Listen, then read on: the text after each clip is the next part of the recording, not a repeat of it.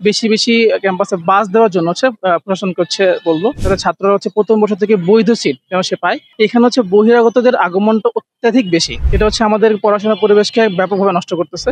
আসসালামু আলাইকুম, আমি মোহাম্মদ নাজমুল আলী, লোক প্রশাসন বিভাগ, ঢাকা বিশ্ববিদ্যালয় 2020-21 সালের শিক্ষার্থী।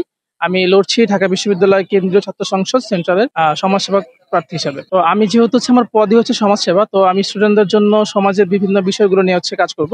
দেখা যায় যাচ্ছে আমাদের ক্যাম্পাসের বহিরাগতদের যে বিষয়টা থাকে, এখানে হচ্ছে বহিরাগতদের আগমনটা অত্যাধিক বেশি, এটা হচ্ছে আমাদের পড়াশোনার পরিবেশকে ব্যাপকভাবে নষ্ট করতেছে। তো আমি হচ্ছে প্রথমেই চাবো এই বিষয়টাকে একটু সল্ট আউট করার জন্য। এছাড়াও আমাদের যে হচ্ছে এখন আমাদের যে পরিবহন বিষয়টা রয়েছে, যে সেখানে দেখা যায় হচ্ছে একটা জটলের মতো একটা অবস্থা হয়ে যায়। এক জায়গা থেকে হচ্ছে বাস ছাড়ে এবং সেখান থেকে হচ্ছে বিভিন্ন ধরনের সমস্যা ক্রিয়েট হইতেছে, স্টুডেন্টরা দৌড়ে দৌড়ে উঠতেছে। তো এই জিনিসটাকে হ্যাসেলটাকে হচ্ছে মুক্ত করার জন্য আমি হচ্ছে বাসের শিডিউলটা এবং হচ্ছে বেশি বেশি ক্যাম্পাসে বাস দেওয়ার জন্য হচ্ছে প্রশাসন করছে বলবো। এছাড়া হচ্ছে আমাদের হলের আবাসন যে বিষয়টা থাকে, সেখানে হচ্ছে দেখা যায় যে স্টুডেন্ট যখন প্রথম বর্ষে ভর্তি হয় তখন দেখা যায় তার হচ্ছে আবাসন নিয়ে একটু ঝামেলা হয়। তো সে হচ্ছে সেখানে উঠতে পারতেছে না বা হচ্ছে সিট সংকট, তখন তাকে হচ্ছে বিভিন্ন জায়গায় দেখা যায় আজিমপুরে এই পাশে বলেন এই পাশে বলেন সেদিকে হচ্ছে বাসা নিয়ে একটা ম্যাচের মধ্যে একটা অস্বাস্থ্যকর পরিবেশে থাকে। তো হচ্ছে আমি এই দিকে একটু অবশ্যই মনোযোগ দিব, যাতে ছাত্ররা হচ্ছে প্রথম বর্ষ থেকে বৈধ সিট যেন সে পায়। এবং এছাড়া হচ্ছে আমাদের পরিবেশের যে বিষয়গুলো আছে, দেখা যাচ্ছে মচত্বে যেরকম ময়লা আবর্জনা পড়ে থাকে, সেই বিষয়টা হচ্ছে আমি সল্ট আউট করবো ইনশাল্লাহ। আর আজকে যেহেতু শেষ দিন, আমাদের প্রচারণা তো আজকে শেষ, এরপর তো হচ্ছে আর এভাবে প্রচারণা করা যাবে না। তো